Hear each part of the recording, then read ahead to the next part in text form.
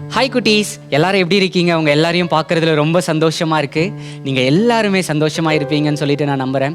இன்றைக்கி கூட நிறைய பேர் என்ன எதிர்பார்க்குறாங்கன்னா, என் வாழ்க்கையில் நான் ஜெயிக்கணும், என் வாழ்க்கையில் நான் சாதிக்கணும், நான் என்ன செய்கிறது, நான் என்ன செஞ்சால் என் லைஃப்பில் என்னால் சாதிக்க முடியும், நான் என்ன பண்ணால் என் வாழ்க்கையில் என்னால் முன்னேற முடியும்னு சொல்லிட்டு சுயமாக நான் இதை செய்வேன், என்னால் இது எனக்கு பண்ண தெரியும், நான் இதை பண்ணிடுவேன், எனக்கு இவ்வளோ தாளந்து இருக்குது, என்கிட்ட இவ்வளோ திறமைகள் இருக்குன்னு சொல்லிட்டு என்ன தெரியுமா பண்ணுறாங்க? சுய புத்தியின் மேலே சாஞ்சு என்ன செய்கிறாங்க அப்படின்னு பார்த்தீங்கன்னா, எனக்கு இது தெரியும், நான் இதை பண்ணுவேன்னு சொல்லிட்டு அவங்க ஓட ஆரம்பிக்கிறாங்க. அப்படி அவங்க ஓடுறதுனால என்ன தெரியுமா ஆகுது? எல்லாமே நல்லா இருக்கிற மாதிரி தான் இருக்குது, நார்மலாக இருக்கிற மாதிரி தான் இருக்குது, கொஞ்சம் தூரம் நான் சரியாக போகிறேன், நான் ஹாப்பியாக போயிட்டுருக்கிறேன் அப்படின்னு இருக்குது. ஆனால் கொஞ்ச நேரத்தில் அந்த வாழ்க்கை என்ன ஆகுதுன்னு பார்த்தீங்கன்னா, அவங்க லைஃப் இல்லாமல் போயிடுது. எப்படி தெரியுங்களா? நம்ம யோசிப்போம், அண்ணே நீங்கள் என்னண்ணே எதனா சும்மா எது வேணாலும் சொல்லுவீங்களா?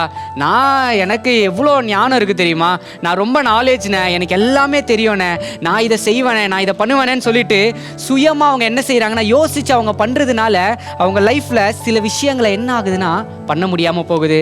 அவங்க அப்படி யோசித்து நான் இதை செஞ்சிருவேன்னு போகிறதுனால அவங்க லைஃபே இல்லாமல் போயிடுது.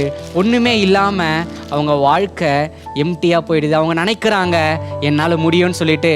ஆனால் யோவான் 14:6 இருக்குது, நானே வழியும் சத்தியமும் ஜீவனுமாக இருக்கிறேன்னு ஏசப்பா சொல்கிறாரு. இன்றைக்கி நிறைய பேரோட வாழ்க்கையில் ஜெயிக்க முடியாததுக்கான காரணம் என்ன தெரியுமா? நிறைய பேரோட வாழ்க்கையில் தோற்று போகிறதுக்கான காரணம் என்ன தெரியுமா?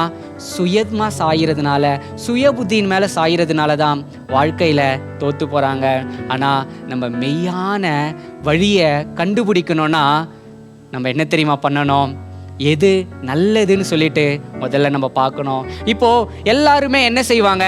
சரியான வழியில் போகணும் அப்படின்னு சொன்னால் இப்போ எல்லாருக்குமே வழிகாட்டியாக இருக்கிறது கூகுள் மேப், கரெக்டுங்களா? ஸோ நம்ம கூகுள் மேப்பை தேடும் பொழுது, கூகுளில் நம்ம தேடணும்னா அந்த மேப் நம்மளை எங்கே போனாலும் சரியான வழிக்கு என்ன செய்யுது? கூட்டிகிட்டு போய் விடுது அப்படின்னு சொல்லிட்டு நம்ம யோசிக்கிறோம். சரிங்களா? அப்படி தானே நம்ம நினைக்கிறோம். எனக்கு கூகுள் இருக்குது, கூகுளில் நம்ம பார்த்தோன்னா எல்லாமே சரியாக போயிடும்னு சொல்லிட்டு ஒரு மேப்பை நம்பி போகிறோம். அந்த மேப் கூட சில நேரத்தில் நம்மளை தவறான வழிக்கு கூட்டிகிட்டு போய் விட்டுருது. ஆனால் நம்ம ஏசப்பா நம்மளை என்றைக்குமே தவறான வழியில் கூட்டிகிட்டு போகிறவர் இல்லை. நம்ம சில நேரத்தில் நம்ம யோசிப்போம், இது உங்களோட லைஃப்னு நினச்சிக்கோங்க, இது உங்களோட வாழ்க்கைன்னு நினச்சிக்கோங்க. சில நேரத்தில் நம்ம நினைப்போம், என் வாழ்க்கை நான் இதை யோசித்து வச்சுருக்கேன், ஓகே இதுக்கப்புறம் நான் இதை தான் பண்ண போகிறேன்னு சொல்லிட்டு நீங்கள் நினைப்பீங்க. நீங்கள் நினச்சி நான் இதை செய்கிறேன், என்னால் இதை பண்ண முடியும்னு சொல்லிட்டு நீங்கள் போகும்போது உங்கள் லைஃப் என்ன தெரியுமா ஆகும்? உங்கள் கையில் இருக்கிற மாதிரி தான் இருக்கும். திடீர்னு பார்த்தா உங்கள் லைஃப் சேஞ்ச் ஆகிடும். ஓ, இங்கே தானே இருந்துச்சு என் லைஃப், நான் இதை தானே யோசித்து வச்சேன், திடீர்னு என்ன ஆச்சு நீங்கள் யோசிப்பீங்க. சில நேரம் ஓகே இதாச்சும் கிடச்சிச்சில, நம்ம இதுக்கப்புறம் இதையாச்சும் நம்ம சரியாக எடுத்துகிட்டு போகலான்னு நீங்கள் யோசிப்பீங்க. ஓகே நான் இதுக்கப்புறம் இந்த வழியில் தான் போவேன்னு நீங்கள் நினைப்பீங்க. திடீர்னு பார்த்தா உங்கள் லைஃப் இங்கேருந்து இங்கே மாறிடும். இதே மாதிரி நீங்கள் உங்கள் சுயமாக ஒரு விஷயத்தை தேடும் பொழுது மாறிட்டே இருக்கும். நீங்கள் நினைப்பீங்க, இல்லை என் வாழ்க்கை இங்கே தான் இருக்குன்னு நினைப்பீங்க. ஆனால் உங்கள் வாழ்க்கை பார்த்தா இந்த இடத்துல இருக்கும். இல்லை என் வாழ்க்கை இங்கே தான் இருக்குன்னு நீங்கள் நினைப்பீங்க. ஆனால் உங்கள் வாழ்க்கை இங்கே இருக்கும்.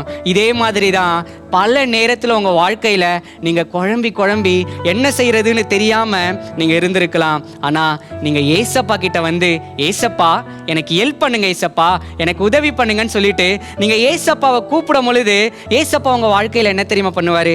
முதல்ல ஒரு ப்ரமோஷன் கொடுப்பாரு. எவ்வளோ அழகா நம்ம வாழ்க்கையிலேருந்து கொஞ்சம் உயர்த்த ஆரம்பிப்பார்.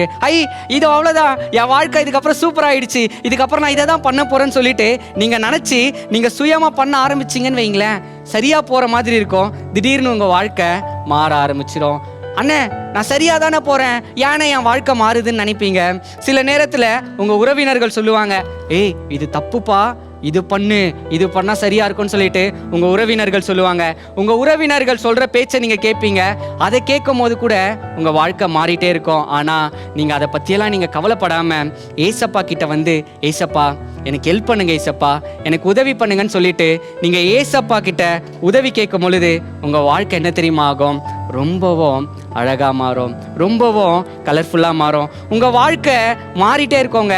ஒன்றுமே இல்லைன்னு நீங்கள் நினைக்கிறீங்களே, இதெல்லாம் என்னால் பண்ண முடியும், நான் இதை செஞ்சிருவேன்னு சொல்லிட்டு நீங்கள் நினைக்கிறீங்களே. ஆனால் ஏசப்பா உங்கள் வாழ்க்கையை அழகுபடுத்துவார். எப்போ தெரியுமா?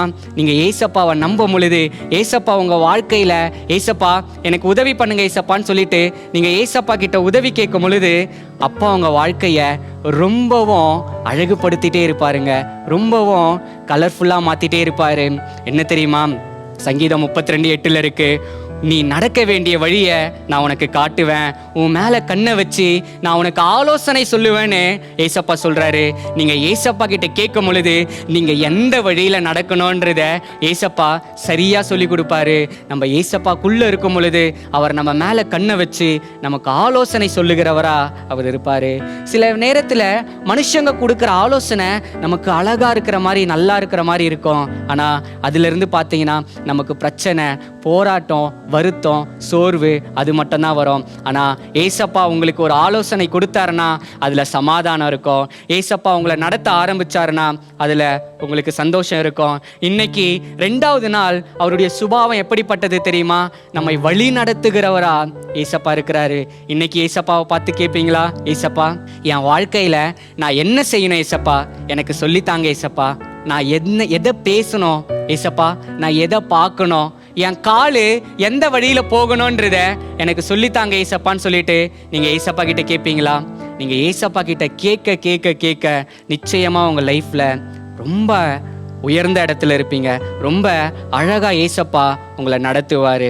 இன்னைக்கு அவரை பார்த்து கேளுங்க, ஏசப்பா எனக்கு ஹெல்ப் பண்ணுங்கன்னு சொல்லிட்டு அவரை பார்த்து கேளுங்க.